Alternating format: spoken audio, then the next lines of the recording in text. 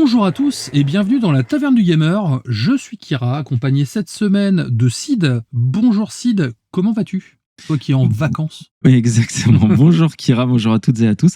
Et ben, c'est les vacances en effet, donc je me repose, tout va bien. Ça fait du bien, j'avoue, j'en avais besoin. Et quand on le ressent, il faut en prendre quand on a encore des congés, hein, bien évidemment. Exactement. Mais voilà, j'avais encore des congés, j'en ai pris, ça me fait beaucoup de bien. Ça me permet de terminer un projet autour du jeu vidéo dont je pourrais commencer à parler bientôt. Mais surtout, Kira, surtout, j'ai pu jouer. Voilà, exactement. Et quand je joue. Donc j'ai fait 2 platines cette semaine. Absolum que j'ai enfin terminé de platiner, qui est, voilà, j'arrête pas de le dire, mais c'est un énorme coup de cœur. Et le jeu City Hunter qui vient de sortir, que j'ai eu grâce à toi, donc encore merci Kira. Mais de rien. Jeu rétro, c'est un remaster d'un vieux jeu de PC Engine que j'avais fait sur émulation il y a très longtemps. Donc très content de m'y replonger. Le platine a été très très sérieux à obtenir. Ouais, c'était éprouvant. Et autre jeu que je continue, c'est God of War Sons of Sparta, sur lequel je prends toujours autant de plaisir. Il y a pas mal de choses à dire, donc ça va être chouette. J'ai hâte qu'on fasse la chronique ensemble. Et enfin, Ravenswatch avec Joël en coop, qui est un roguelite mix Diablo, mix MOBA, enfin un jeu fait par des Français vraiment très sympa, que je vous recommande aussi. Bah écoute, t'as été prolifique cette semaine. Tu vois, pour une fois que j'ai des trucs à dire, c'est pour ça que voilà, j'ai pris mes petites notes. Et toi, Kira, ta semaine du coup? Alors, j'ai aussi été prolifique, mais quand même moins que toi, parce que c'est vrai que comme je suis chez moi et que je suis en processus de création d'entreprise, forcément, j'ai un peu de temps quand même si mes journées sont chargées. J'en ai profité, c'est les vacances scolaires, j'ai regardé tous les scrims avec ma fille. Donc c'était très très cool, parce qu'elle connaissait pas, et elle connaît pas les slashers non plus, donc c'était l'occasion, on va aller voir Scream 7, voilà. On va aller voir Scream 7 normalement dimanche soir prochain, voire lundi, ça va dépendre d'elle. Mais en tout cas, c'était très cool, elle a beaucoup kiffé. Derrière, j'ai fait toute une série, la nouvelle série Game of Thrones. Ah oui. A Night of the Seven Kingdoms. Alors, c'est bien. Et c'est fantastique. C'est vraiment très très bien. Il y a que 6 épisodes, ça dure 35 minutes. Ça n'a rien à voir avec Game of Thrones, parce que c'est en fait, c'est du terre à terre. C'est vraiment, on va suivre un chevalier qui veut participer à un tournoi de chevalerie, et tout va se tourner dans la même ville où il y a ce fameux tournoi, et on va suivre les pérégrinations de ce chevalier errant qui veut se faire, entre guillemets, adouber pour participer à ce truc. Et on évite toute la politique à la Westeros ou quoi. C'est vraiment ce truc-là. Et surtout, il y a quelques passages un peu plus comiques, un peu plus burlesques. C'est vraiment très différent. Ça doit être rafraîchissant. Voilà, c'est une bouffée d'air frais. Et je te dis, les 6 épisodes, on les a claqués dans la soirée. Et c'est en 3 heures, quoi. C'est un grand film, quoi. Et je te le recommande fortement. Eh ben écoute, je me le note. Et niveau jeux vidéo, je continue des petites sessions de Ghost Recon, et je me suis fait Splinter Cell Conviction, donc que j'ai terminé en 6 heures. Voilà, que j'ai terminé en 6 heures, parce que je le connais par cœur maintenant, mais c'était histoire de le relancer un petit peu et de faire tourner ma Xbox aussi de temps en temps. Eh ben écoute. On va commencer le sommaire. On a une émission très très spéciale cette semaine, quelque chose qu'on n'a pas spécialement l'habitude de faire. On s'est dit, c'est l'occasion, on y va, donc vas-y, on t'écoute. Et on va parler seulement d'actualité cette semaine, avec quand même 2 grosses actualités évidemment, qui est la fermeture du studio Bluepoint, qu'on aime en plus tous les deux, et le départ, ou en tout cas plus globalement les changements à la tête de la marque Xbox, avec Phil Spencer, Sarah Bond, etc. Donc on va évoquer un petit peu tout ça, et au sens un peu plus large, parler de l'industrie, voilà, on va se permettre de digresser un petit peu autour de ces actualités, donc pour un format un peu plus court, mais qu'on espère intéressant pour vous. Un format plus débat. Voilà, plus débat, et à partir de la semaine prochaine, évidemment, vous retrouverez les émissions classiques. C'est ça, tout à fait. Comment faire plaisir à la taverne avant de commencer ? Ah oui, important, les 5 étoiles évidemment, vous abonner sur les plateformes aussi, je le dis jamais, mais sur Spotify, c'est vrai. Anchor, vous pouvez vous abonner, et on a on est en dizaines de milliers quand même d'abonnés, ce que je n'avais jamais regardé auparavant. Donc merci pour votre soutien, et continuez, c'est ça qui nous permet d'être bien placés. C'est clair, merci à vous. Dans les algorithmes.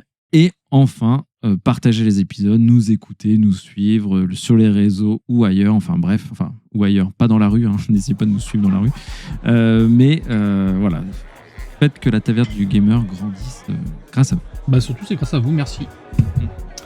Du coup on lance le générique et on va attaquer avec la première news sur Bluepoint Game. Allez.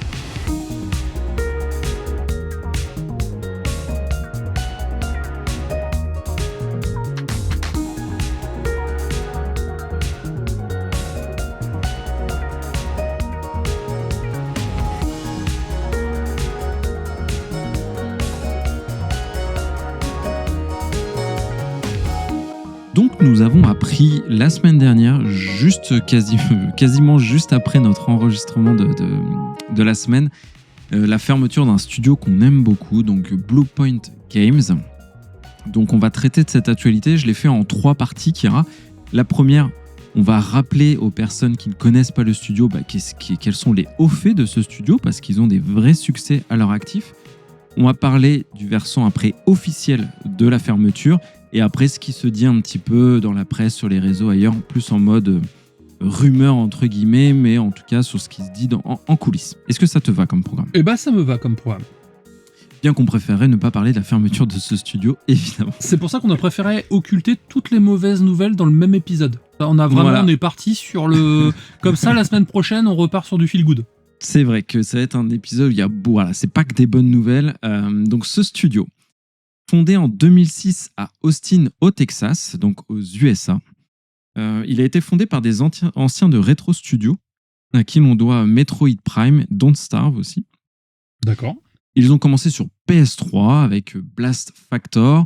Ensuite, ils se sont lancés dans les remakes, les remasters, et c'est ce qui un peu leur a collé à la peau en termes d'ADN par la suite. Ils le faisaient bien. Ils le faisaient très bien. Ils ont fait des portages PS3 Vita pour Flower, je crois. Gravity Rush Remaster, qui a été le premier jeu que j'ai fait parce que j'ai fait la version remaster sur PS4, qui est très très très bien.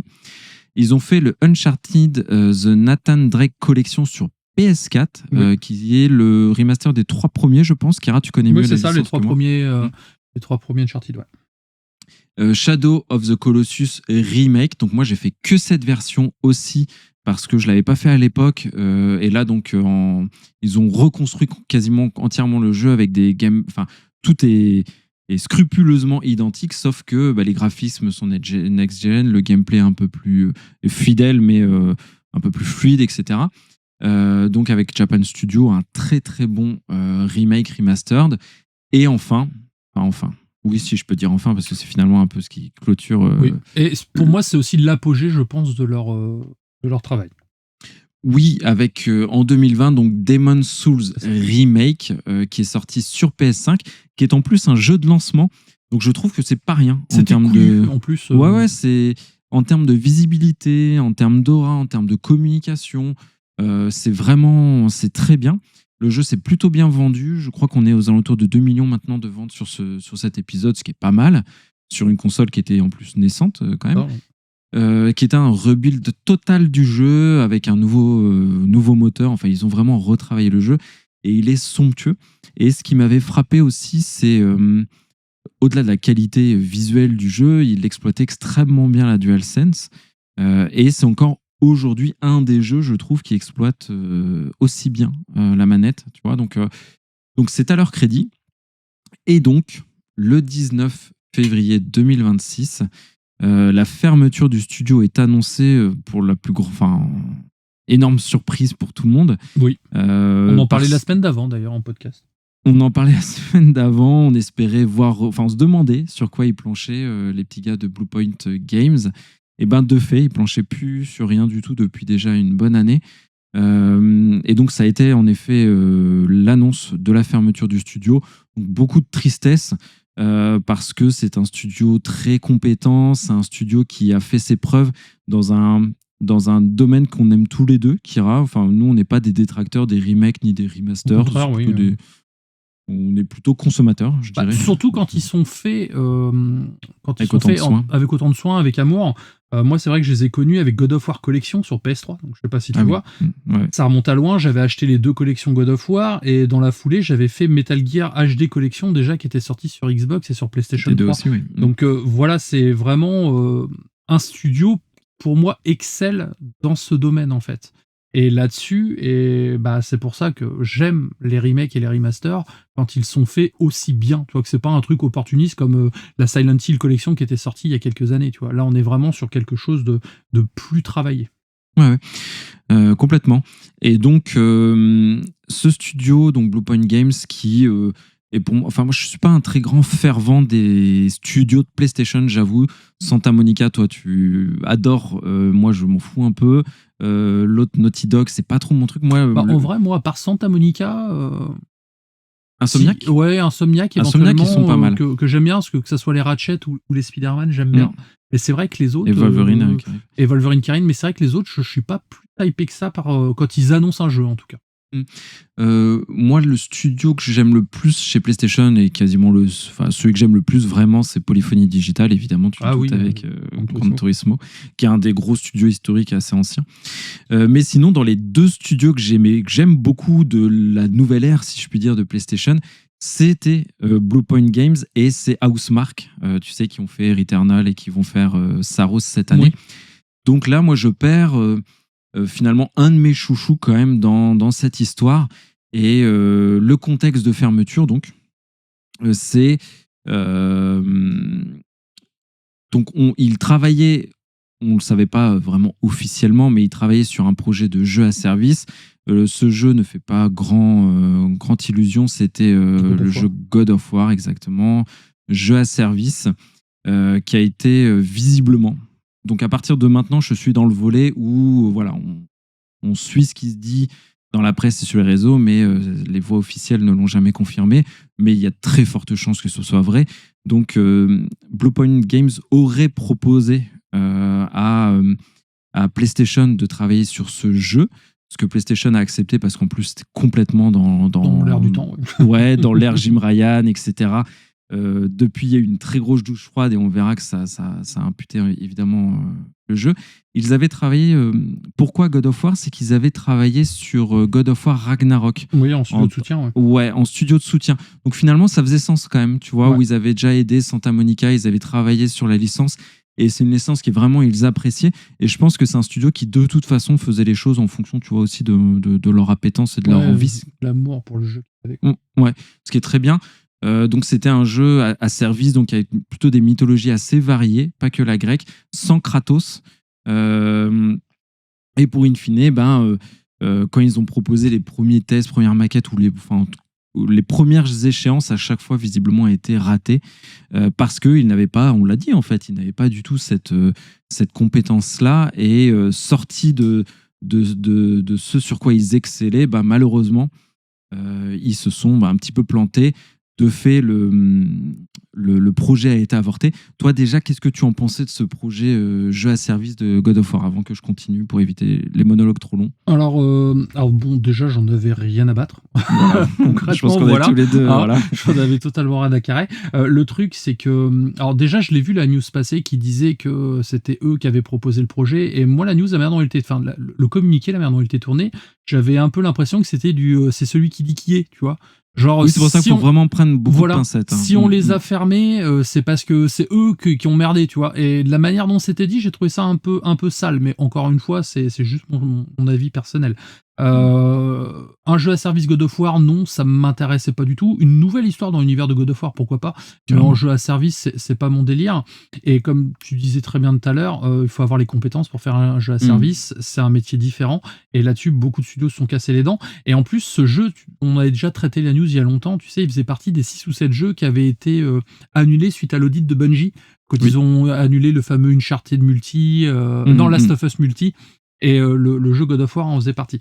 Donc voilà, je pense que cette période-là de jeu à service a été un énorme gâchis de ressources et surtout de studios, parce que la preuve, Bluepoint Games en fait les frais.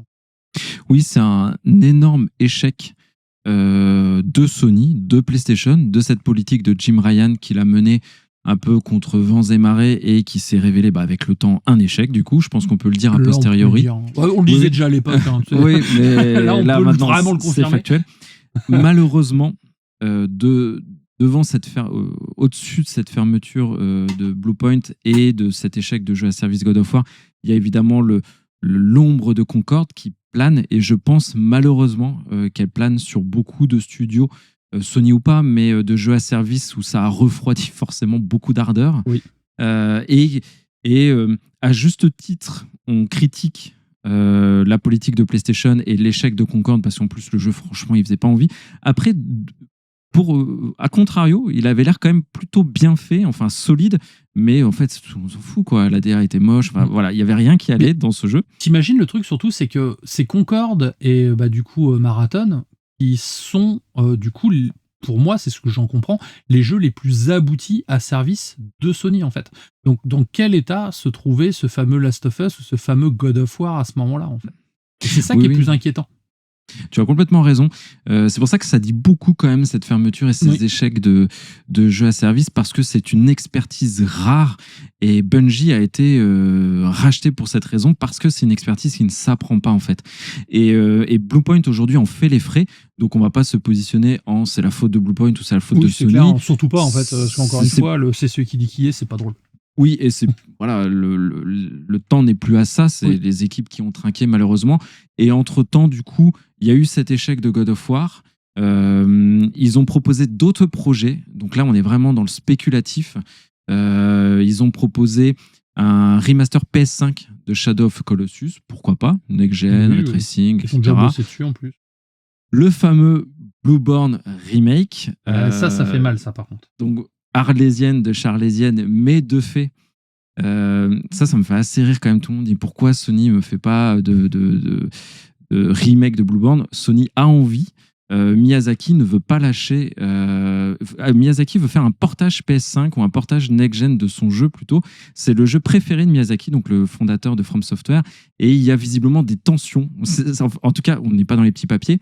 Mais Blueborn est un sujet de tension entre From Software et PlayStation. Donc voilà, c'est pour ça que le sujet n'avance pas. Il y a une discorde. Ouais, je vois. Ok, du coup là, ça viendrait plutôt de From Software, quoi. Encore une fois, c'est difficile à dire, tu vois, mais je veux pas m'avancer. Comme pour Bluepoint, PlayStation, je veux pas distribuer les bons et mauvais points.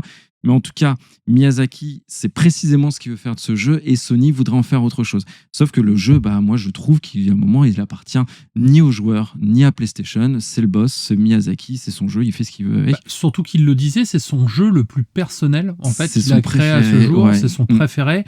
Et il a mis, en fait, toutes ses inspirations et toutes ses marottes dans ce jeu, en fait. Donc, je comprends aussi qu'il soit protecteur envers ça.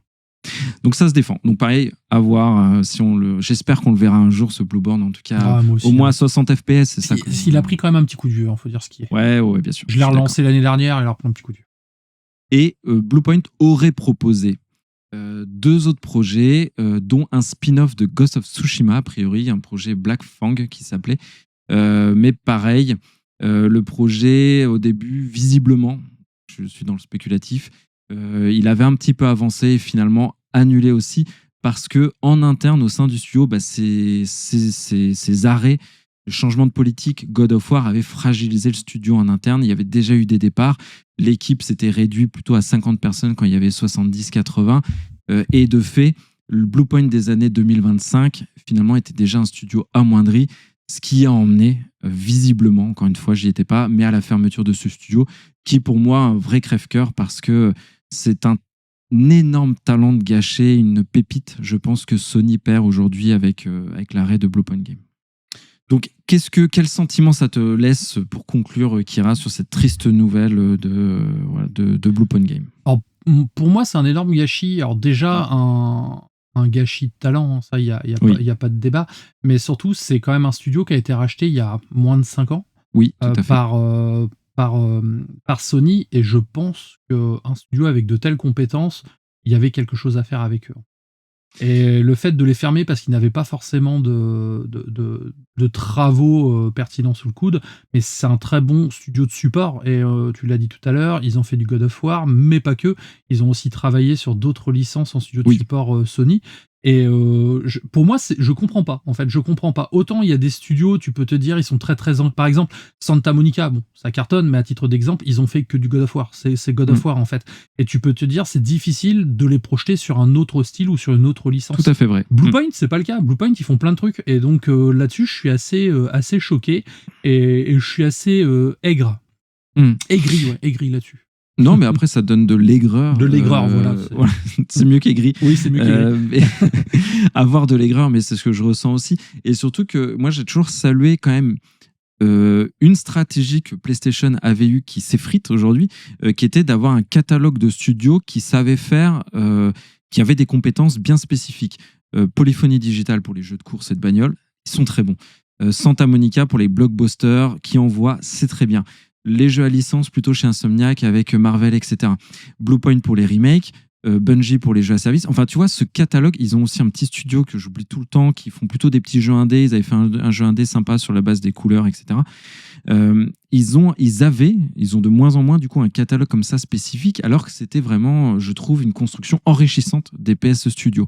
Donc attention, même si je trouve, et ça n'enlève pas ce que j'ai dit pour le State of Play, où PlayStation, malheureusement, malgré l'arrêt de Bluepoint, de nombreux projets et beaucoup de fermetures de studios, la réorientation que prend l'entreprise est plutôt, je pense, saine, mais ça n'empêche qu'ils ont beaucoup dégradé finalement leur portfolio de studios, et ça, c'est dommage. Oui, puis maintenant aussi, les studios Sony, je trouve, ont tendance à de plus en plus se ressembler.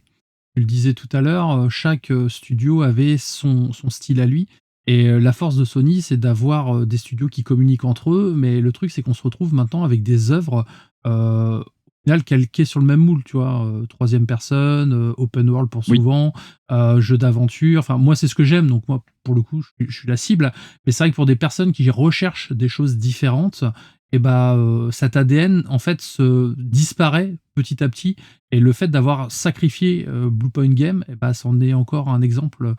C'est peut-être le studio qui faisait le moins Sony au final. Ouais. J'ai oublié de citer tout à l'heure Sucker Punch, quand même, qui est un studio que j'aime bien. Pour le coup, oui, j'aime bien aussi. Je suis moins fan de leur de la série des Ghosts. J'aimais bien ce qu'ils faisaient avant avec Infamous. Ouais. Je suis moins fan de la série des Ghosts, mais peut-être parce que j'ai trop soupé du TPS monde ouvert. Ouais. C'est ce que je dis. Non, mais bien sûr, ça sent. Mais moi, après Sucker Punch, c'est un très bon studio, et j'espère qu'ils vont pouvoir davantage se mettre en avant, on va dire.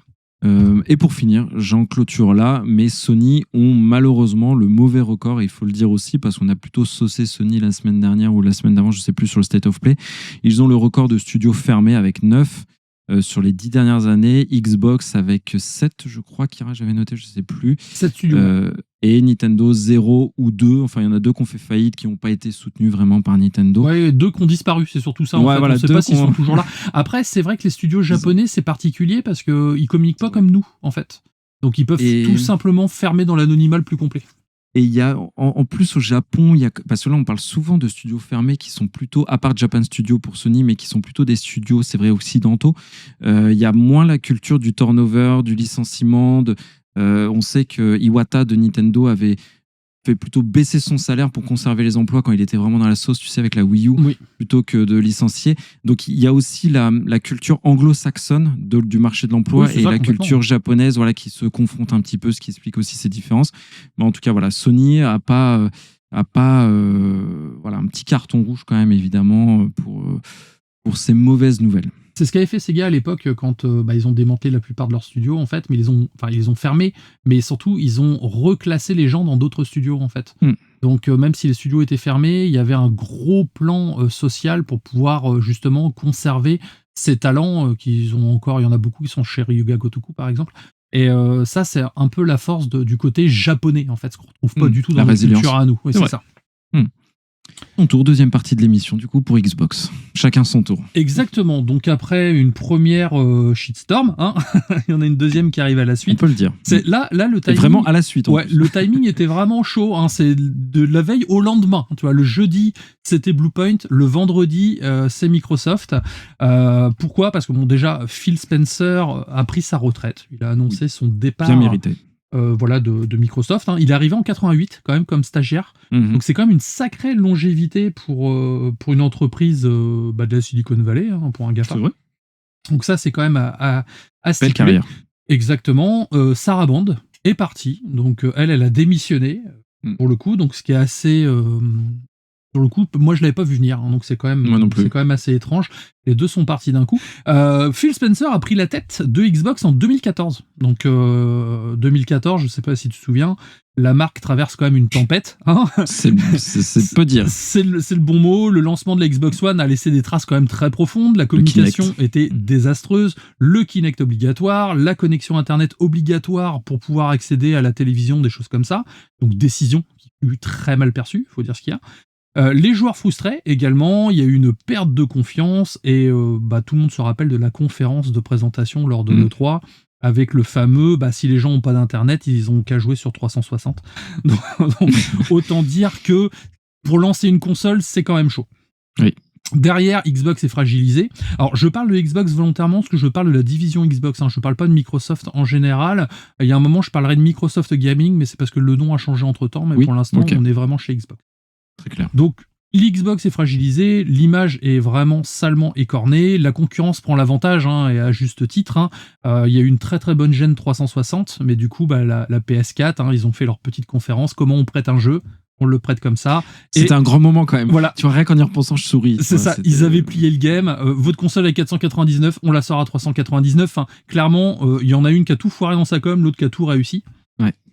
Et là, on pouvait se dire que c'était un peu la fin des haricots alors que la console n'était pas encore sortie. Et la mission initiale de Phil Spencer, ça a surtout été de mettre en place des plans d'action pour restructurer proprement la branche gaming avant une possible fermeture. Donc quand il est arrivé, ils envisageaient déjà de sacrifier la branche Xbox. C'est dire à quel point les ravages de cette communication étaient violents. Autrement dit, il avait quand même un contexte où l'existence même de Xbox était incertaine, mais c'est précisément sa vision qui va tout changer, parce qu'il faut dire ce qu'il y a. Phil Spencer, c'est quand même une personne qui, comment dire, je vais pas dire qu'il en impose, mais qui a quand même un certain capital sympathie. Oui, en plus. Il a une vision, c'est une personne qui met des t-shirts Halo, tu vois, quand il qui est un joueur qui aime le jeu vidéo, je pense. Qui est un joueur qui aime le jeu vidéo, et au lieu d'accompagner une fin programmée, il a décidé de redéfinir l'image de la marque, et c'est cette décision, en fait, finalement, qui a permis à Xbox de continuer, et surtout à Xbox de devenir ce qu'il est maintenant, qui est quand même un monstre assez tentaculaire. Donc sa priorité était claire, il voulait remettre les joueurs au centre de la marque. Donc après le désastre de la communication qui disait en gros acheter une 360, vous n'êtes pas content, c'était quand même déjà très très bien. Il a décidé de restructurer la branche gaming, il a simplifié aussi le discours via des interventions ou des vidéos sur YouTube ou dans des podcasts, ce qui était quand même très novateur en 2014. Ouais, c'est bien. Bien sûr. Je pense même que, tu vois, le Nintendo Direct, les State of Play, les petites choses comme ça ont peut-être été initiées justement via ces interventions, parce que c'était quand même assez rare d'avoir un gros ponte d'une marque aussi puissante, en fait, qui semblait, alors après je suis pas dans sa tête, mais qui semblait à l'écoute de sa communauté, et surtout qui expliquait les choses avec un regard gamer. Et à part Miyamoto, qui fait ça chez Nintendo, on n'avait pas ce côté-là, je trouve, chez Sony derrière. Oui, c'est vrai, et ça crée quand même une certaine connivence, un lien de proximité qui était rare en effet pour les personnes à la tête de ces grosses boîtes, et qui finalement a collé, dans le bon sens du terme, à la personnalité de Phil Spencer, où on a toujours vu ce personnage comme quelqu'un de sympathique, proche des gens. Est-ce que c'est vrai ou pas finalement? Oui, c'est de la communication. Ça reste de la com. On n'est pas dans sa tête, évidemment, mais en tout cas, c'est vrai que ça donnait une certaine bonhomie au personnage qui était assez agréable. Oui, puis je pense que le jeu vidéo, enfin du moins la communication autour du jeu fonctionne de cette manière justement, parce que à côté, il s'est montré accessible. Oui, bien sûr. Xbox, suite à ça, redevient une marque qui parle aux gamers, pas seulement aux actionnaires. Il a décidé de relancer une nouvelle Xbox One avec la One X pour faire un deuxième lancement, cette fois réussi par rapport au lancement de la One, comme s'il faisait une sorte de reboot de l'identité de l'entreprise. Et ça, je trouve que c'était quand même quelque chose, encore une fois, de très couillu, parce qu'il n'y avait pas de PS4 Pro à l'époque. Quand il a sorti la One X, c'était la première console de middle gen, tu vois, boostée. Ouais, puis c'était une chouette console. Moi, j'ai toujours aimé le design. Alors, beaucoup n'aimaient pas parce que ça faisait un peu magnétoscope et tout. Je le préférais à l'ancienne, moi, perso. L'ancienne, elle faisait vraiment magnétoscope pour le coup. Ouais, bon, écoute, oui, complètement. Et la One X, moi, perso, je fais partie des partisans en termes de design. J'aime bien la machine. Ouais. Et je trouve que du coup, c'est grâce à cette nouvelle identité et surtout à cette nouvelle confiance qu'il a restaurée. Alors, ce qu'il faut savoir aussi, c'est que même si la One X s'est vendue, elle s'est pas aussi bien vendue que la PlayStation 4. La PlayStation 4, c'est stratosphérique, mais il faut dire c'est que la console, elle partait de loin. Et du coup, il a décidé, dans cette nouvelle dynamique, de lancer ce qui deviendra la colonne vertébrale de sa nouvelle stratégie, c'est le Xbox Game Pass. Le Xbox Game Pass, donc on aime, on n'aime pas, donc tous les deux on n'aime pas, mais déjà on va expliquer ce que c'était au début, donc ambition immense. Il voulait créer un écosystème comparable à Netflix, mais pour le jeu vidéo, un abonnement qui donne accès à des centaines de jeux, un catalogue riche, varié, évolutif, des exclusivités disponibles Day One, et ça c'était très très fort à l'époque, encore une fois. Ouais. L'idée était simple, mais quand même révolutionnaire, c'était retirer la barrière financière à l'entrée, en fait, à l'entrée dans la marque, dans une période où quand même nous faisons face à une surabondance de jeux vidéo, où les sorties s'enchaînent et où les choix deviennent presque impossibles pour les petites bourses. Alors quand je parle de petite bourse, bien sûr, je parle d'argent. Le Game Pass permet d'explorer sans stress plusieurs types de jeux. Pourquoi ? Parce que tu n'as plus besoin de choisir le bon jeu, celui qui ne va pas te décevoir parce que tu l'as acheté. Voilà, plus besoin de dépenser 70-80 € à l'aveugle. Tu télécharges, tu testes, tu découvres. Si ça te plaît pas, t'effaces. C'est pas notre façon de voir le jeu vidéo à tous les deux, mais c'est vrai que c'est une façon. Ça se défend. Voilà, c'est une façon de jeu vidéo, de voir le jeu vidéo qui est intéressant.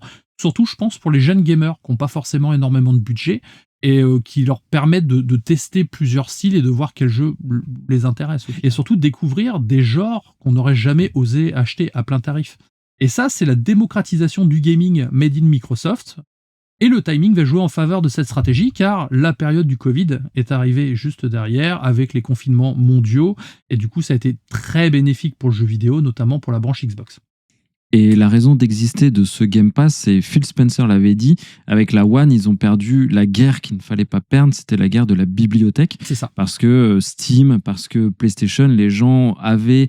les bibliothèques numériques exactement commençaient à se créer à ce moment-là, et un gars qui a 200 jeux sur sa PlayStation ne peut plus presque changer. En fait, ça emprisonne la bibliothèque numérique, emprisonne les gens et fait de la rétention sur un écosystème.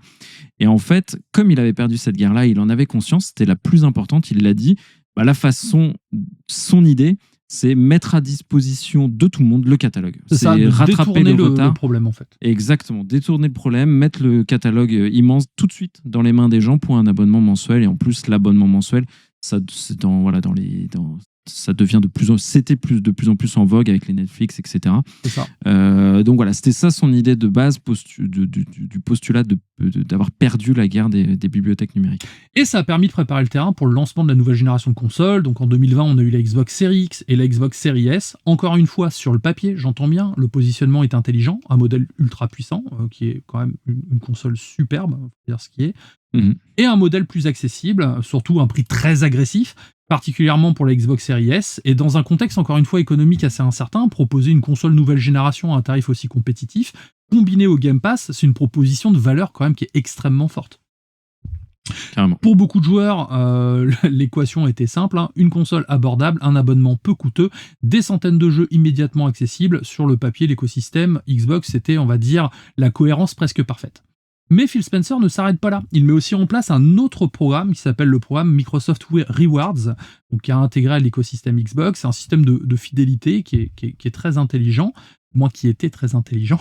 Des petits défis journaliers, des petites recherches à faire, des missions assez simples, et en échange, tu convertis les points que tu as gagnés en cartes cadeaux, en abonnement ou en réduction. Et pour certains joueurs, dont moi, dont je fais partie, j'en avais déjà parlé plusieurs fois, cela pouvait quand même représenter une valeur assez conséquente. Moi, pendant presque 3 ans, j'ai calculé en allant sur mon historique Xbox des points que j'avais échangés, j'avais récupéré entre 120 et 150 € à l'année quand même. Pas mal. Donc c'est pas mal, surtout quand tu compares à l'échelle du prix du Game Pass qui était extrêmement bas à ce moment-là.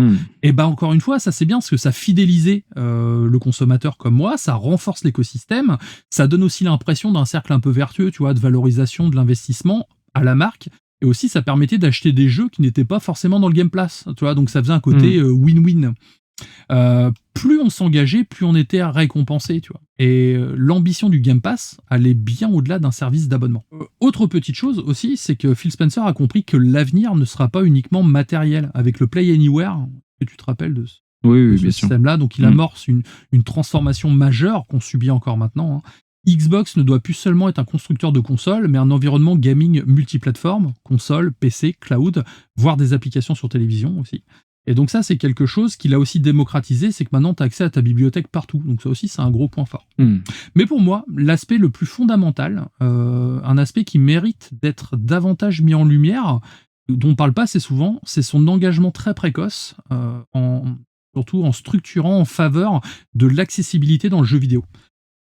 Faut penser, c'est que 2014, une époque où la question du handicap dans le gaming était encore largement marginale, souvent traité comme un bonus optionnel plutôt qu'un pilier du design, Phil Spencer a amorcé une véritable dynamique. L'idée n'était plus simplement d'ajouter quelques options en fin de développement pour repenser l'expérience vidéoludique dès sa conception.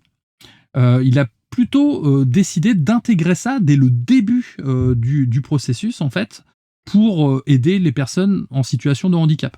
Donc ça s'est d'abord traduit par un investissement massif en recherche et développement sur le hardware. Donc le symbole le plus fort, on en a déjà parlé, c'est la fameuse manette adaptative Xbox. Oui, tout à fait. Conçue pour s'adapter quand même à une grande variété de handicaps moteurs.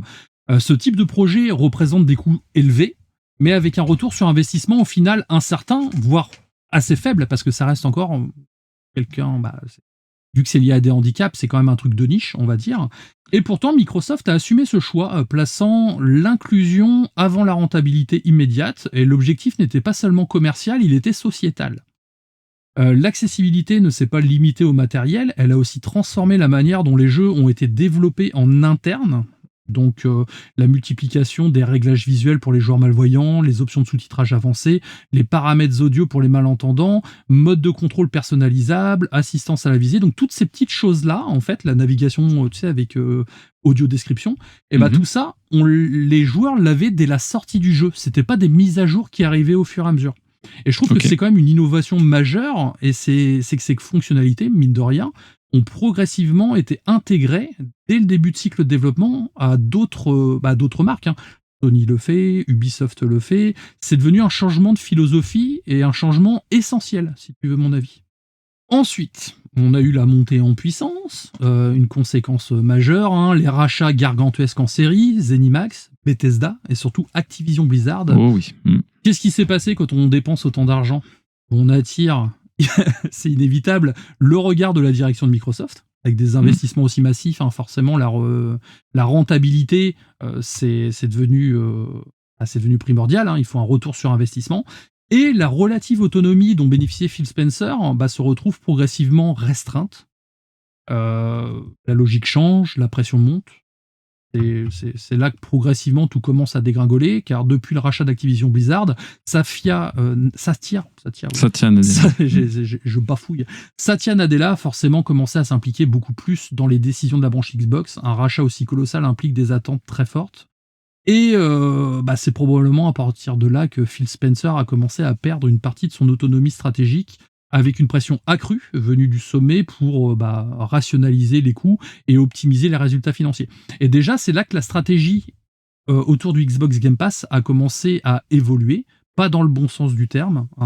On a vu une augmentation de prix, on en avait parlé, et surtout une multiplication des formules. Les formules qu'on comprenait pas forcément. C'était des formules dont l'arrêt du Day One, le fameux Day One qui était l'argument fort du Game Pass. Voilà, qui était l'arrêt du Day One dans les premières strates d'abonnement, mais pas dans la dernière. Donc ça créait aussi quelque chose un peu plus élitiste.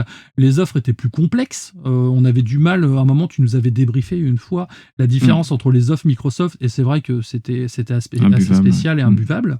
Le programme Microsoft Rewards a subi un net downgrade avec une réduction des points distribués et des conditions plus restrictives. Et tout ça, ça a diminué l'intérêt des joueurs les plus engagés. À cela, t'ajoutes la fermeture de studios, l'annulation de projets attendus comme Perfect Dark et des vagues de licenciements massifs. Ça a touché énormément de... Tu disais 25 000, c'est ça ? Non, c'était 2500, mais en tout, en tout, dans la branche Xbox, je crois qu'il y en avait eu presque 20 000 en effet. Ouais, donc c'est ça. Enfin, 20 000 Microsoft réunis. Ouais, donc toi, t'imagines, et je trouve que le contraste est frappant, parce que d'un côté, on a eu une acquisition historique, présentée comme un tournant majeur de l'écosystème Xbox, et de l'autre, on a eu une phase de restriction brutale qui donne quand même le sentiment d'une rentabilité à court terme plutôt qu'une vision sur le long terme, en fait. C'est parce que aussi tout ce que tu citais de très positif, et c'était en effet très positif de la part de Phil Spencer, ça coûte des c'est que exactement, ça a été possible uniquement, aucun autre constructeur aurait pu le faire, c'était possible uniquement parce que il vivait sous perfusion avec l'argent de Satya Nadella, c'est pas l'argent de Satya Nadella, on se comprend, mais l'argent de Microsoft, exactement, qui faisait de la perfusion sur Xbox, parce que le modèle était tellement alléchant qu'il n'a jamais été vraiment rentable. Et le seuil d'abonnés Game Pass n'a jamais tenu les objectifs attendus. Ce qui fait qu'en effet, la chute a été brutale. À un moment, les rênes ont été reprises. C'est logique. Si tu as quelqu'un qui dépense comme un fou et que ça ne monte pas forcément... Parce que le point de vue de Satya Nadella, et c'est un financier, il est là pour ça, c'est que malgré la richesse énorme que détient Microsoft, et l'entreprise la plus valorisée au monde, dépassant régulièrement Apple, c'est que toutes les branches quelles qu'elles soient, doivent être rentables et fonctionner, ce qui n'est pas le cas d'Xbox ou Microsoft Gaming aujourd'hui. C'est pour ça que les rênes ont été reprises et c'est peut-être ça que tu vas dire, mais c'est petit à petit le déclin, en effet, de la politique de Phil Spencer qui a connu son prime, mais qui finalement n'a pas apporté le gain espéré. Et de fait, un changement de braquet s'est opéré. C'est ça, en fait, le prime de Phil Spencer a dû durer à peu près 5-6 ans, en fait. Et derrière, sur les 3 dernières années, c'est là que ça s'est dégringolé. Parce qu'encore une fois, je pense qu'il a eu les yeux plus gros que le ventre. Il a acheté énormément. Et peut-être que aussi la partie Covid a biaisé son jugement. Beaucoup d'entreprises se sont croûtées parce qu'ils ont eu une augmentation de chiffre d'affaires sans précédent. Sauf qu'encore une fois, c'était de la circonstance exceptionnelle et il s'est pris les pieds dans le tapis. Donc après, comment ça s'est géré en interne, on ne sait pas, mais c'est l'effet que ça donne de l'extérieur. C'est en effet un marché aujourd'hui mature, le jeu vidéo, il y a moins de croissance, il n'y a plus les croissances à 2 chiffres comme on avait avant. Et les entreprises japonaises qui sont plus habituées à la résilience l'ont dit. PlayStation, par exemple, l'a dit, ils ne feront plus de rachats. Ils préfèrent miser sur des secteurs qui ont une croissance justement à 2 chiffres, comme l'animation aujourd'hui. C'est pour ça qu'il y a eu Crunchyroll, etc., tout un tas de choses. Et en effet, les acquisitions de studios, pour moi, ça va vraiment se calmer. Voire disparaître. On est plutôt, vous voyez, dans les fermetures de studios et la rationalisation des coûts plutôt que l'expansion des studios, du coup. Exactement. Et du coup, on vient d'apprendre la nomination de Asha Sharma à la tête de la branche Xbox de chez Microsoft, la branche Microsoft Gaming, du coup, maintenant, elle s'appelle comme ça. Ce qui fera qu'immédiatement, c'est pas seulement le changement de direction qui s'est surtout fait très rapidement, parce que ça a quand même été annoncé le vendredi dans un communiqué un peu à la zob, avec un damage control tout le week-end par Sharma, qui était, qui répondait aux questions des fans, des choses comme ça et tout. Donc c'était assez incroyable, faut dire. C'est vrai que la façon dont Microsoft communique après Sony quand il y a une merde, on a l'impression quand même qu'ils sont de concert, les mecs. Déjà. Oui, et puis à chaque fois, toujours, c'est un peu à la va-vite, j'ai l'impression, tu vois. Voilà, Sharma, la pauvre, je la connais pas, mais en effet, ses premières sorties étaient bizarres, quoi. Elle semble parachuter là, qu'elle connaît pas le jeu vidéo. Ouais. Elle est novice dans l'industrie, ça se sent en tout cas. L'autre truc aussi, c'est que ça aussi, le fait qu'ils aient fait cette annonce un vendredi, c'est peut-être aussi pour éviter que la bourse dégringole le week-end, comme ils ferment la bourse le week-end. Ça permet aussi peut-être de limiter la casse, de faire un damage control tout le week-end pour repartir lundi sur des bonnes bases. Bon, après, seul l'avenir nous le dira. En tout cas, le changement de direction est quand même assez significatif pour l'avenir de Microsoft Gaming. C'est l'intelligence artificielle, parce que cette nouvelle présidente, donc c'est un peu son cheval de bataille. Son cursus. Ouais, son cursus. Elle vient de l'intelligence artificielle. Elle a travaillé pour Meta. Elle s'est construite une carrière vraiment autour des technologies émergentes. Et chez Microsoft, elle y est que depuis 1 an et demi en plus. Elle était présidente du pôle intelligence artificielle de Microsoft, ce qui est quand même pas rien. Oui, et on va reciter Satya Nadella parce que je pense vraiment que c'est lui qui pilote aujourd'hui Microsoft Gaming. Il jure que par l'IA générative à tous les pôles de développement, de construction de Microsoft au sens large. Ouais, je parle même pas de... Ah ouais, attends, vas-y, je te laisse continuer. En tout cas, ce choix soulève une question centrale. Quel avenir pour Xbox ? Surtout, la direction. Du moins, quel est l'avenir pour Xbox avec une direction dont la pierre angulaire serait l'intelligence artificielle ? Historiquement, Xbox s'est construit une culture profondément ancrée dans le jeu vidéo, les licences fortes, une vision hardware ambitieuse, une stratégie d'écosystème avec le Game Pass, etc. Je ne vais pas vous refaire l'historique, mais là on pourrait quand même assister à un changement de paradigme assez drastique. Si l'IA devient le cœur stratégique, cela quand même pourrait transformer de manière fondamentale les jeux, les développements, enfin surtout comment tout le système gaming est construit. D'un côté on a du positif, je ne pense toujours pas le positif. Il faut reconnaître que l'intelligence artificielle peut considérablement réduire les coûts de développement, et je pense que c'est là le premier but de Microsoft. Automatisation de certaines tâches répétitives, génération d'assets graphiques, assistance à l'écriture de code, optimisation des tests de qualité. On a une époque où le développement d'un AAA est devenu extrêmement cher et aussi extrêmement risqué. Combien de jeux AAA se sont croûtés ? Frostpoken, par exemple. Si l'IA permet de raccourcir ces cycles de production et de réduire les budgets, cela pourrait rendre du coup des projets moins fragiles économiquement. Et on pourrait aussi imaginer plus d'expérimentation, moins de dépendance aux blockbusters ultra balisés, sécurisés, et peut-être même une démocratisation des outils pour les studios indépendants. Alors ça, c'est le côté utopiste que j'imagine pour Microsoft. Le revers de la médaille, et c'est un revers évident, donc après on va voir, hein, c'est que le jeu vidéo est avant tout une industrie. Hein. Et aussi un milieu créatif. Et si l'IA devient dominante dans la conception, l'écriture de scénarios ou même la génération de dialogues, on a déjà vu passer des brevets en ce sens, on peut craindre une standardisation de la créativité guidée par des algorithmes entraînés à des données, éviter tout ce qui est prise de risque, produire des œuvres plus formatées, plus optimisées, peut-être moins audacieuses. Il y a aussi la question sociale. L'automatisation, ça signifie mécaniquement une réduction des besoins humains, voilà, des salariés, les artistes conceptuels, les testeurs, les designers juniors, voire les scénaristes seront les premiers touchés. Seraient les premiers touchés par l'arrivée de l'intelligence artificielle. Et même si de nouveaux métiers émergeront autour du pilotage et de la supervision de l'IA, la transition pourrait être brutale pour beaucoup de professionnels du secteur. Et pour moi, l'arrivée de Asha Sharma à la tête d'Xbox, ça symbolise peut-être une nouvelle ère, celle d'une industrie où l'intelligence artificielle ne sera plus qu'un simple outil, mais la colonne vertébrale stratégique du développement Microsoft Gaming.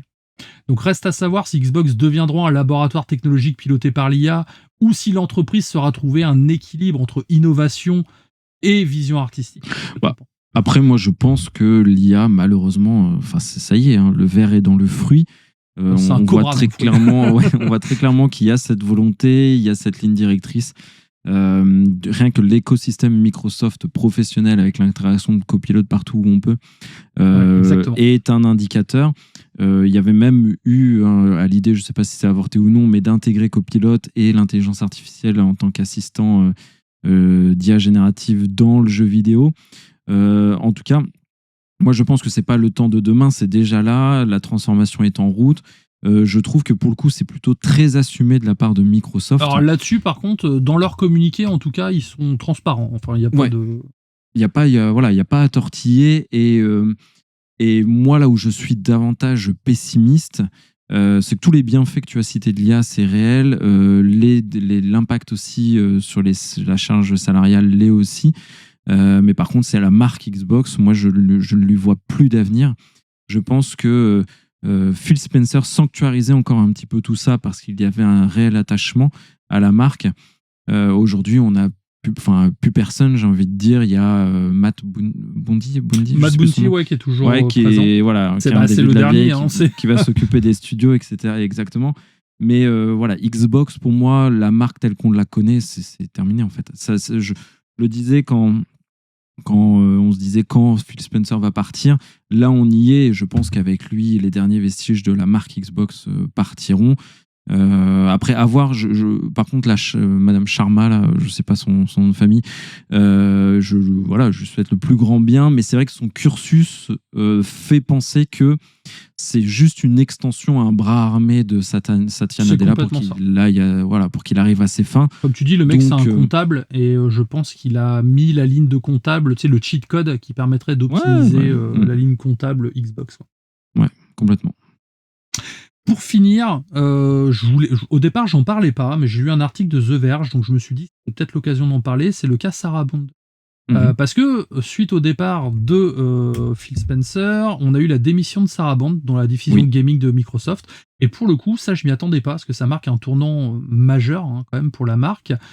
Son départ m'a surpris, et non seulement par son timing, mais surtout par la manière dont ça a été communiqué, ou plutôt le manque de communication autour de ce départ. Sarah Bond, elle a profondément transformé l'image et la stratégie Xbox. Alors moi, je ne suis pas un aficionados de Sarah Bond, clairement, mais elle a quand même su faire des choses, c'est-à-dire elle a voulu incarner une vision plus moderne et plus ouverte de l'écosystème. Sous son impulsion, la marque a assumé un virage historique, la fin progressive du dôme des exclusivités. Au final, c'était assez pertinent à mon sens. C'est plus pragmatique, c'est davantage tourné vers le multiplateforme. On l'a vu, les chiffres de vente sur PlayStation 5 sont colossales, contrairement aux chiffres de vente de la Xbox. Et je trouve que cette évolution a marqué quand même une rupture culturelle forte. Xbox n'est plus seulement un constructeur, mais devient petit à petit un éditeur tiers qui cherche à exister partout où il y a des joueurs, en fait. Donc c'est un choix stratégique qui a évidemment divisé pour certains. Beaucoup ont critiqué que c'était une trahison de l'ADN de la marque. Pour d'autres, comme moi, je trouve que c'est une adaptation logique à un marché en pleine mutation et où la valeur se trouve davantage dans les services et les abonnements que la guerre des consoles, au final. Mais ce qui m'étonne aujourd'hui, c'est la brutalité du départ et l'absence de véritable prise de parole officielle structurée. Donc on a eu une prise de parole vite fait de Sarah Bond. J'ai d'ailleurs eu l'impression que c'était Copilot qui avait fait son discours très corporate. Il n'y a pas eu de long message, pas de reconnaissance publique appuyée sur son rôle comme ils savent très bien le faire dans ce genre d'entreprise. Mais à la place, on a eu un silence qui m'a pas mal interpellé. Et dans le même genre, plusieurs articles ont émergé. Donc je parlais tout à l'heure de The Verge, qui relayent des témoignages d'anciens employés qui semblent faire d'elle la principale responsable des échecs récents. Donc performance des ventes, le secteur, certains lancements, la stratégie floue, la perte d'identité perçue. Et je trouve que voir d'anciens collaborateurs déverser leur bile comme ça publiquement sans avoir de contradicteurs. Non, ça se dit pas contradicteur. Je perds mes mots aujourd'hui. Sans avoir de réel débat derrière, ça donne une impression de règlement de compte plus que d'analyse froide. Et je trouve que c'est une séquence qui me paraît assez moche, voire injuste, tant les décisions stratégiques dans un groupe comme Microsoft sont rarement faites par une seule personne, même voire pas du tout, en fait. C'est souvent un comité d'entreprise qui il va y avoir... tu sais ce que c'est. C'est le comité exécutif. Voilà, il y a 50 réunions par jour pour pouvoir décider telle ou telle chose. Et surtout, au-dessus d'elle, il y avait qui ? Il y avait Phil Spencer, quand même. Ça, il faut pas l'oublier. Et derrière, ce qui me dérange le plus, c'est que j'ai l'impression que Microsoft la laisse absorber seule la responsabilité collective, comme si il a lâché sous le bus, clairement, il n'y a pas d'autre mot, il a balancé sous le bus. Elle fait un peu, c'est vrai, office de fusible, j'ai l'impression, parce que Phil Spencer, je pense qu'il était quand même apprécié et un peu intouchable de fait de sa proximité avec la communauté, donc c'est pas sur lui qu'il fallait taper. Sarah Bond, en effet, c'est plus le fusible. Néanmoins, sur la partie stratégie floue, communication à l'arrache, on sait que la communication d'Xbox, c'est vraiment leur gros point faible. Les salariés disaient par exemple qu'ils ont appris le départ de Phil Spencer à l'arrache via le mot de Satya Nadella dans la presse. Pareil pour Sarah Bond. Enfin, tout ça, ça renvoie encore, malheureusement, sur la marque une sensation de flou qui n'a pas de cap. Tu parlais des exclusivités tout à l'heure. L'arrêt des exclusivités, comme toi, je pense que c'est un très bon move et c'est très bien pour, je pense, tout. Enfin, moi, je ne suis pas pro-exclusivité. Ouais, clairement. Et Satya Nadella déteste les exclusivités et c'est lui aussi qui avait donné le tempo du changement des exclusivités, qui avait été un peu contraint et forcé de Phil Spencer de le faire. Et Sarah Bond avait repris en effet le relais de cette stratégie et elle avait fait le taf. Ce qui lui avait été beaucoup reproché, je crois, c'est sa campagne de pub This is an Xbox, tu sais, où tout est une Xbox. Oui. Dans le fond, je la trouvais assez rigolote cette pub, mais je la trouvais quand même assez dévastatrice pour la console en elle-même, et surtout pour le hardware, tu vois, où je trouvais que ça renvoyait quand même un certain abandon du hardware, et il y a beaucoup de joueurs attachés au matériel, attachés à leur console, et ça se défend, tu vois. Et j'ai trouvé que là-dessus aussi, ils n'ont pas été très bons et malins, et ça, a priori, ce serait une campagne de pub faite par Sarah Bond, mais encore une fois, moi je suis pas en interne, et ça avait pas l'air d'être une mauvaise personne. C'était un visage en tout cas qu'on commençait à avoir un petit peu en tête, et voilà, elle fait, moi je trouve, office vraiment de fusible, tu vois, dans toute cette affaire. Oui, je suis d'accord avec toi par rapport à ça. Après, moi j'ai une petite hypothèse, alors après je ne veux pas tomber dans le complotisme ou dans l'affirmation, bien sûr. Sarah Bond était très impliquée dans le département DUI, je sais pas si tu te souviens, le diversité, équité, inclusion, qu'elle avait contribué à structurer d'ailleurs. Or, Microsoft prend ses distances avec cette initiative depuis déjà quelques temps, depuis que le contexte politique américain a changé, et surtout Xbox... Toutes les entreprises américaines. Ah oui, il y a Disney et tout, mais là je parle de Microsoft, raison, parce que ça reste important. Pourquoi ? Parce que l'entreprise Microsoft tente un rapprochement stratégique avec l'administration Trump, qu'il faut dire est beaucoup plus conservatrice que la précédente. pense qu'il y a peut-être un retour d'influence lié à ce précédent. Déjà, la fermeture ou même la réduction de certaines divisions DEI, c'est un premier indicateur. Il est très facile de mettre tous les échecs consécutifs sur le dos de ce service ou de cette idéologie. Et par déduction, ça pourrait être lié aussi à son départ. Est-ce après c'est peut-être un simple concours de circonstances, ou peut-être le signe d'un réalignement idéologique américain au sens large? À ce stade, j'affirme, bien sûr, aucune certitude, mais la question quand même mérite d'être posée. Est-ce que c'est lié? Ça, bonne question. Parce qu'au-delà d'un départ individuel, c'est quand même le bras droit de Phil Spencer, et toi-même, tu l'avais dit lors d'une épisode, tu la voyais prendre la tête de la division Xbox au départ de Tonton Philo. Et j'ai l'impression peut-être que la trajectoire culturelle et stratégique de Xbox est en train aussi de se redéfinir sous ce paradigme. Ouais, c'est fort possible, et on voit bien que les têtes sont tombées, et dans une entreprise, quand tout va bien, c'est plutôt le bras droit en effet qui remplace le patron. Ouais. Quand on veut un changement structurant de fond et de politique interne et de pilotage d'entreprise, on fait en effet généralement sauter toutes les têtes les plus hautes pour donner un sang neuf et une vision différente pour une trajectoire différente. En tout cas, moi, ce que je pense que pour Xbox, quelle que soit la trajectoire, aujourd'hui, il faut une trajectoire, il faut un plan, il faut un cap, il faut savoir le mener, et il faut surtout en donner de la visibilité claire autant aux joueurs qu'aux salariés, parce que dans ce que j'aime pas dans la politique d'Xbox de ces dernières années, c'est qu'il y a tout et son contraire, il y a beaucoup de changements de braquet, on ne sait pas trop où ils vont, et je pense qu'il faut entériner cette période-là. Le départ de Phil Spencer, c'est le moment d'amorcer ce changement et de le faire avec un cap lisible, clair, où on sait où on va, pour le meilleur ou pour le pire, mais on sait dans quoi on met les pieds et on y va, et comme ça, tout à chacun saura où se positionner.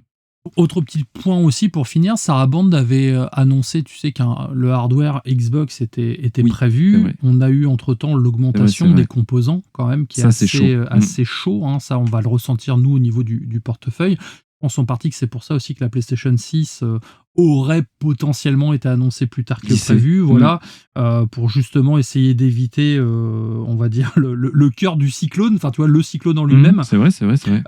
Après, moi je me dis peut-être que Microsoft va définitivement arrêter les consoles et se concentrer sur du multiplateforme définitivement. Là maintenant qu'il n'y a plus Phil Spencer, qu'il n'y a plus Sarah Bond, que les jeux sont disponibles partout, à quoi bon fabriquer du hardware en fait? Surtout qu'ils gagnent pas énormément d'argent là-dessus au final. Moi, je pense que ça leur rendrait service. Tu as totalement raison. Et là, le contexte actuel a fait qu'on a presque dépassé le problème du prix. C'est plus un problème d'approvisionnement aujourd'hui. C'est ça. Et en France, on va le vivre au travers des matériels Internet, les box qui ont des rames dedans. Aujourd'hui, on a très peu de visibilité en interne sur ce genre de matériel-là en termes de pénurie. Nvidia, pour la première année, ne vont pas sortir de cartes graphiques parce qu'il y a une pénurie de puces.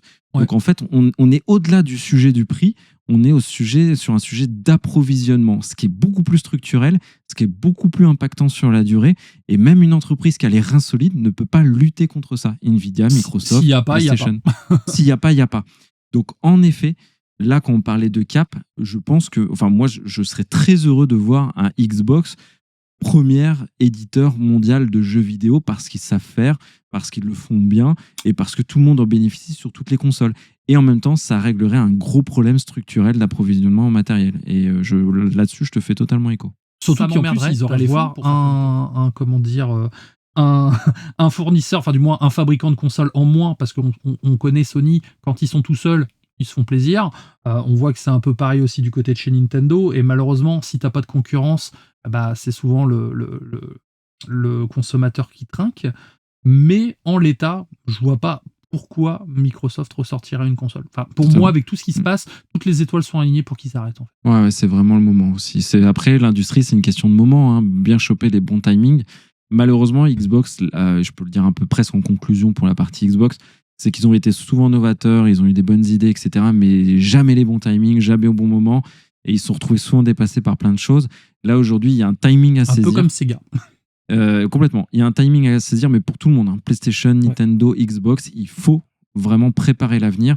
Et Xbox, malheureusement, par l'échec de leur console, par l'échec de leur politique, sont les plus à même à faire preuve d'adaptabilité et à proposer quelque chose une nouvelle stratégie. Donc voilà, encore une fois, je leur souhaite le meilleur. Je ne suis pas un Xbox fan, mais je leur souhaite évidemment le meilleur pour que au moins les salariés aient une vie tranquille. Exactement. C'est donc terminé, c'était finalement une émission plus longue que prévu. C'était très intéressant, bravo. En même temps, il y avait matière à dire et c'était assez compliqué parce qu'on entend tout et n'importe quoi sur Internet et c'est vrai que j'ai voulu regrouper beaucoup d'informations pour que ce soit assez clair pour vous, donc j'espère que c'est pas trop imbuvable. Vous inquiétez pas, la semaine prochaine, on reprend les tests et les sujets hors sujet. Oui. Et d'ailleurs, Kira, quel test et quel sujet la semaine prochaine? Alors, on l'a dit juste avant l'émission, donc si c'est bien ça, la semaine prochaine, tu vas tester le City Hunter, donc Nicky Larson. Le jeu Nicky Larson qui vient de sortir, donc remaster d'un ancien jeu que tu avais beaucoup kiffé. Et moi, de mon côté, je vais vous parler, alors pas du dernier film City Hunter, parce que je l'ai déjà fait, mais je vais vous parler du film juste avant, Privatize, que j'aime beaucoup. On va faire une spéciale City Hunter pour vous remercier de votre fidélité. Eh ben, c'est beau. Franchement, que dire de plus, Kira? Que dire de plus? Je te laisse le mot de la fin et puis on arrête. Eh ben, merci à toutes et à tous de votre attention. Merci Kira pour ces débats passionnants. Surtout, faites-vous plaisir. Jouez à la console que vous avez envie de jouer. Jouez aux jeux que vous aimez. Écoutez de la musique. Lisez des livres. Allez voir des pièces de théâtre. On le dit pas souvent, mais alors c'est vrai. Et c'est très cool. J'y vais souvent. Allez au cinéma comme Kira. Et surtout, prenez soin de vous. Kiffez la vie. Et on se dit à la semaine prochaine. À la semaine prochaine. Ciao. Ciao.